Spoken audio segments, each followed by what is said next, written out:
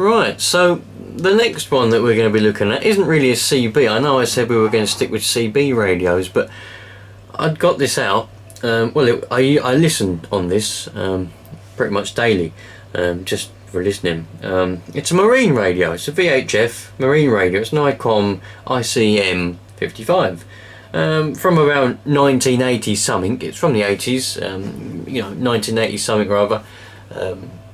There doesn't appear to be any dates anywhere that I've managed to find anyway in the past. You have to have the microphone plugged in order to receive on this radio, but you can't transmit unless you're on a boat. I can't transmit. I don't have a boat license. I don't even have a boat, so I can't transmit on it anyway, but it's good to listen. And because I'm quite near a docks, I'm quite near a port, a very large port, I can listen to quite a lot of busy traffic, the ships going in and out. It's very fascinating, very good. So there's a little bit of information about this radio. It's obviously a VHF transceiver. It's obviously, like I said, the IC-M55 from around 1980 something or other, definitely 80 something. This one has seen better days, but the frequency range was transmitting the TXs from 156 to 157.425 megahertz. The RX, so the receive, is 156.275 to 162.550 megahertz. So it receives on more than it actually transmits on. It's obviously channelized. You got your channel selector there. Obviously it's only AM because as far as I'm aware anyway, the marine bands are only on AM? FM, sorry. It's only FM, not AM. It's only FM because the marine bands are only on FM. It's got quite an array of functions. It takes 13.8 volts. When you're transmitting, it takes around 5.5 amps. It's got the PL259 female connector, so the SO239, 50 ohms. It's got dual watch, channel 16 button, which is there. You will notice that this one has definitely seen better days. The front is falling off. It works perfectly well, just the front's falling off. I think it was on a boat one day and it obviously got a little bit abused. So what else can I think about this? There's not really a lot else. It's obviously got an internal speaker. You plug it in and you go. Oh, the RF output power is supposed to be on high power 25 watts, on a low power 1 watt. You'd probably only have it on high power though. If you was on a boat, I'd imagine you would want to be getting your signal out to the docks or wherever you're transmitting to as best as you possibly can. So we zoom in a little bit there. I've just realised it's not really zoomed in that much, is it? There we go, look at that. Absolutely fantastic. So yeah, that's pretty much all I can think about it anyway. It's made in Japan, with it being an iCOM, and like I said, it's from around 1980 something or other. But I've not been able to find a date anywhere dating this specific one, or when they were actually released in themselves. They all just say 1980 and then whatever you decide to make of that, but it's within a 10-year radius anyway, 1980 something or other. So you got your dynamic microphone. It's just a microphone really. It's got a little curled up lead. It plugs in here. I don't know what plug it is. I haven't had the microphone off of this for quite some years. Oh, it's a multi-pin, whatever you want to call it. 1, 2, 3, 4, 5, 6, 7. Is it 7 or 8? 7 or 8 pins. And that goes in there like that. Like I said though, you have to have the microphone on this one. You've got to have it plugged in because it's got the receive loop going round. You have to have the microphone plugged in order to receive. So you just have to make sure that you're not pressing that by accident when you're listening. I like to tuck it down behind the back of the radio, that way I can't press it by accident. Yeah, the face is somewhat coming off for this one, unfortunately. I'm gonna have to try and stuff that back on there. It doesn't like staying on. I probably should tape it on or do something with it to stop it popping off, but it doesn't really like doing that. So we've got channel 16. We got the frequency, or channel I should say, display here.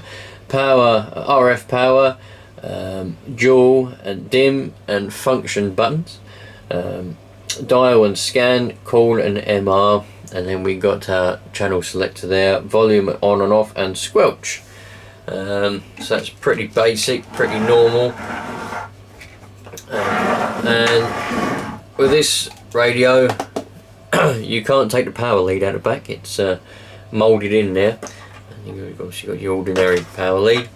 You've got your SO or S0, whatever you want to call it. Otherwise, it's a bloody number. SO239 plug on there, and it's on a little lead. You know, most radios are just on the back of the rack back there, and you just plug it in. But this is one of the ones that has it on a little lead like that, and you attach your PL259 plug to that. It's got a very small heat sink on the back here, very small heat sink. But then again, if you're out on a boat, you're not supposed to be. Well, some do, but I don't believe you're supposed to be having a long chat with your radio. It's supposed to be used for coming into docks and going out of docks and trafficking and things like that. Not trafficking illegal immigrants. You know, like marine traffic. And yeah, so I don't think you're supposed to be having particularly long overs, so I don't think it shouldn't be getting too hot anyway. And obviously you've got brackets here. I don't want to move it around too much because that front will fall off again. This one's in pretty bad condition. It's got scratches all over the place, front's falling off. But it works, and it works quite well. So, got limited battery left on this camera now, so I'm going to go and plug it in and we'll see if we can get some traffic. It's a Sunday evening, well, Sunday afternoon. What is the time? The time is 7 minutes past 5 on the Sunday afternoon. So there may not be any traffic. I'm assuming the docks are on 24 hours, 7 days a week. I can't really recall whether they do or not. I'm very rarely out here on a Sunday, to tell you the truth. Anyway, let's go and plug it in and we'll see if we can actually get any people to listen to. So here we go then, we've plugged it in, put it back in this little spot where it lives.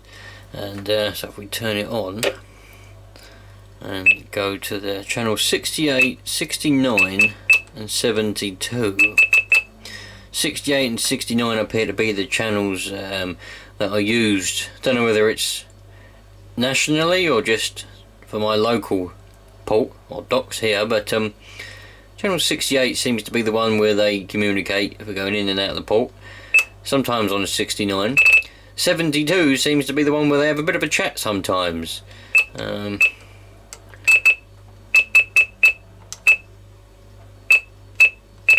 They've been on 78 in the past. Oh, I heard one then. Anyway, so we'll just stick on 68 for a little while, and there may be someone pop up if the battery on this camera doesn't run out, which it probably will do. It's flashing at me, so we'll find out, and maybe one will pop up in a little while. Stick the squelch right there and see what happens.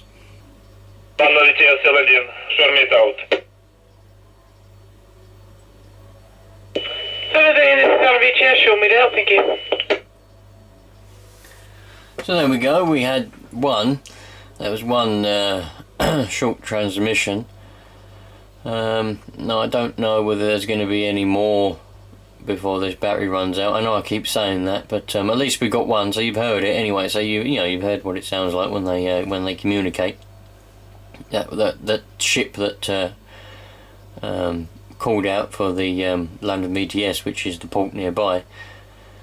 The ship that called out sounded like a foreign one. He had a bit of an accent, didn't he? So, but at least you've heard it now anyway, so you know what it sounds like. Yeah,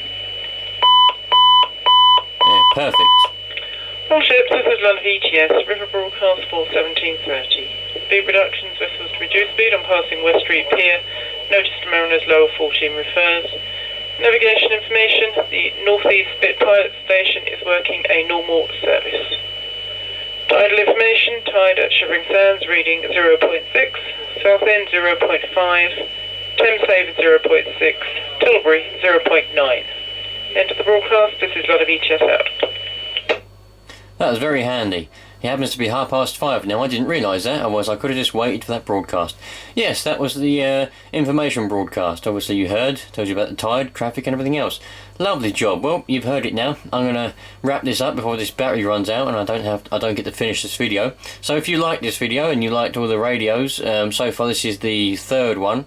If you like this sort of thing, then every Sunday at 5 o'clock in the morning, BST, GMT, whatever, until I run out of radios, there's going to be a video. This is a series on radios. It's supposed to be only CB radios is what I intended it to be, but we've obviously moved on to a VHF radio on this one just because I like it. So we may get into some ham radios, it depends, but it's mainly vintage ones. The last series I done was vintage cameras such as Polaroids, and you know, old 35mm cameras, Canon T70 and all that stuff. So yeah, so if you like that, just subscribe, and every Sunday you'll notice that there is I do upload during the week, but it's not really this sort of thing. It's more random stuff during the week, not so much just talking about one thing. It's random stuff. So yeah, if you do subscribe, or you've already subscribed, thank you very much. If you're watching this and you like it, thank you. A nice thumbs up would be very nice. And I'll see you on the next one. Take care, everybody. Have a lovely evening or day or whenever it is you're watching this.